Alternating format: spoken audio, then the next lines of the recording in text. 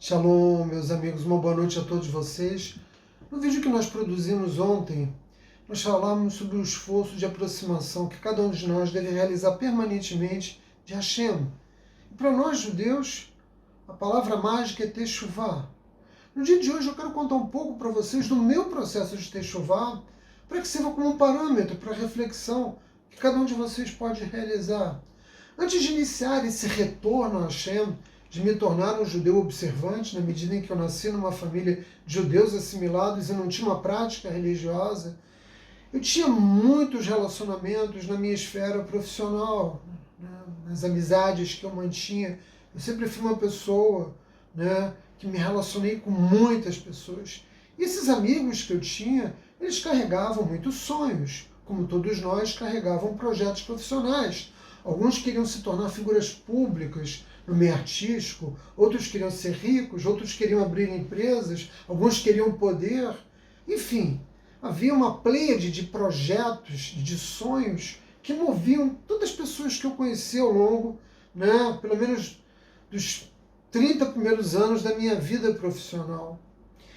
E essas pessoas muitas vezes acreditavam que elas haviam nascido para aquilo. Eu conheci médicos que afirmam que jamais poderiam se imaginar fazendo outra coisa. E o mesmo vale para apresentadores de televisão, né?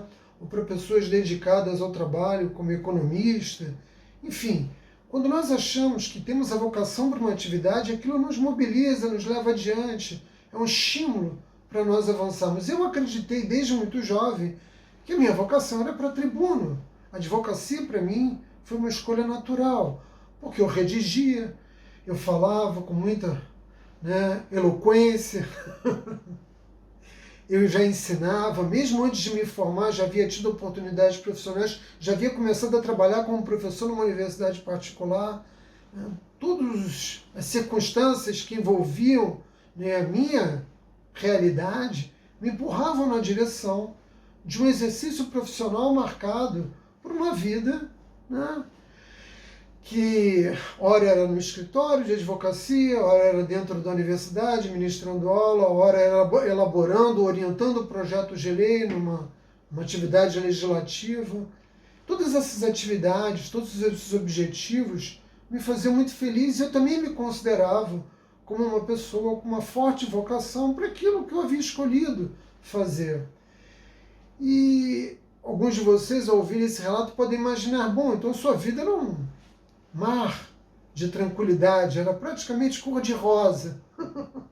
Só que não é bem assim, porque todos os ambientes que eu frequentava, seja na universidade, seja no fórum, seja, né, no escritório de advocacia, eram ambientes extremamente tóxicos, eram locais de trabalho pesado, e eu tinha que me relacionar com pessoas falsas, com muita mentira, pessoas que tinham valores muito baixos, indivíduos que se comportavam com enorme egocentrismo.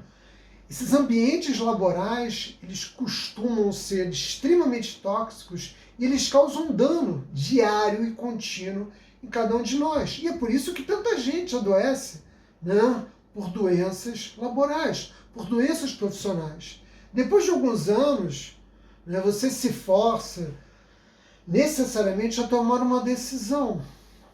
Seguir seus sonhos profissionais nesse ambiente pesado, tóxico, ou trabalhar em algo distinto, em algo que seja mais saudável, num ambiente menos tóxico, menos danoso para você. E essa foi a minha escolha, e eu, como muitas pessoas, fui forçado a reinventar os meus sonhos, os meus projetos. Ainda não tinha iniciado a minha Teshuvah. Mesmo antes de iniciar essa reaproximação com a Hashem, eu já havia percebido que era preciso fazer uma mudança importante na minha vida. E nesses termos eu remeto a vocês a pergunta evidente. Que pergunta evidente?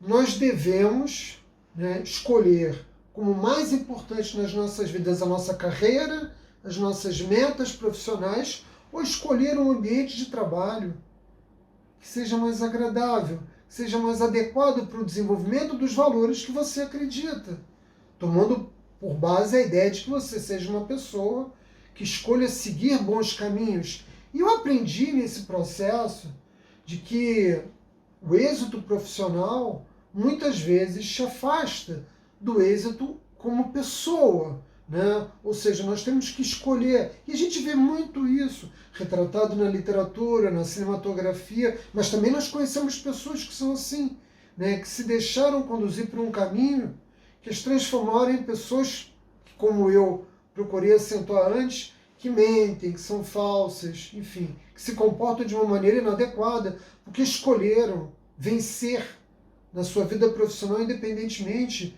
de qualquer princípio norteador elevado. Você cresce profissionalmente, mas você tem uma queda moral muito intensa. E essa é a razão pela qual nós enfrentamos tantos problemas no mundo. Porque as pessoas que dirigem as instituições são pessoas que foram paulatinamente perdendo valores elevados. Eu vivi ambientes, né, que, ao invés de tirar de mim o meu melhor, tirava de mim o meu pior. E nós devemos nos afastar desses ambientes. Nós temos que fazer uma escolha que nos coloque num local de trabalho ou em qualquer outro ambiente que você escolha frequentar, no qual você se sinta bem, compartilhando com pessoas, né, que dividem com você esses valores. É um erro seguir nesses ambientes. E por quê? Porque nós temos que lidar com essa toxicidade diariamente. E o resultado, como eu disse antes, é que nós acabamos adoecendo. Mas eu dizia para mim mesmo, sou muito forte, eu vou ser capaz de suportar toda essa pressão e, sobretudo, eu não vou me deixar influenciar, né, por todas essas coisas ruins que me cercavam. Mas a verdade é que não é assim. Por mais forte que você seja, você acaba sempre sendo afetado, você sempre acaba sendo influenciado. Isso pode não acontecer no primeiro mês, no primeiro ano, mas paulatinamente você vai cedendo, né? E você vai começar a ficar cada vez mais parecido com aquilo que você condenava. Ocorre que nós não percebemos que esse processo de influência nas nossas vidas ocorre. Por quê? Porque ele não é imediato, ele é lento, ele é paulatino. Essa mudança ela vai ocorrendo lentamente. E como é que se desenha isso, né? Vou procurar demonstrar para vocês e acredito que a partir desse desenho institucional vocês vão compreender isso e vão poder analisar a própria experiência de vocês. Quando você chega num local que tem essa toxicidade, no primeiro momento você não aceita certas condutas que você vê naquele local de trabalho, mas você pensa, bom, aqui é um bom local para trabalhar, eu tenho um bom salário, isso me dá alguma estabilidade, então eu vou permanecer. Você sabe que aquele é um local que carrega esse elemento, né? Ou seja, certas condutas te incomodam, mas você decide permanecer lá. Depois de um certo tempo, nós nos acostumamos com aquilo e aquelas condutas que antes nos incomodavam, agora já não nos incomodam mais. Esse é o segundo passo. O terceiro passo qual é? O terceiro passo é naturalizar tudo aquilo. E nós começamos a achar que tudo é muito normal, que não há problema nenhum, que as pessoas façam coisas, né? Eu não quero citar exemplos na advocacia de como isso é feito, porque existem problemas em todas as profissões, mas você começa a achar natural, né? Você passa a aceitar aquilo. E a fase final qual é? Vocês podem imaginar que aquelas condutas que antes você condenava, você passa a adotar como prática também, né? No teu relacionamento, no seu local de trabalho. Dito de uma outra forma, alguém pode entrar numa peixaria e sair de lá sem estar fedendo a peixe? É óbvio que não, meus amigos. Todos nós somos influenciados. O Yetzirah, ele nos leva a cometer pecados dessa forma. É muito difícil fazer um judeu cometer uma idolatria. Então o Yetzirah faz com que você vá cedendo paulatinamente nos seus valores, e você vai cedendo, você vai se modificando paulatinamente até você cometer uma grave transgressão.